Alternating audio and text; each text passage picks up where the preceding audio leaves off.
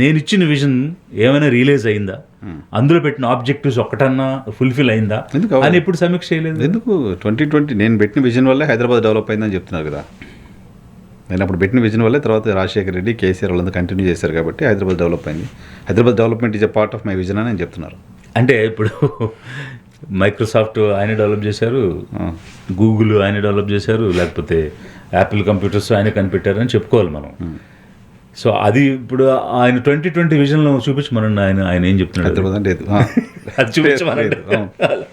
So it's all ఏంటంటే humbug అంటున్నాం కదా. అప్పుడు 2020 విజన్ బాగా చదివాను ఎక్కడుంది చెప్పండి. స్టూడెంట్ యూనియన్లో యాక్టివ్గా ఉన్నప్పుడు ఇప్పుడు ఎన్ జనార్దన్ రెడ్డి గారు సీఎంగా ఉన్నప్పుడు మనం చెప్పుకునే హైటెక్ సిటీలో ఉన్న టవర్కి ఫౌండేషన్ వేశారు.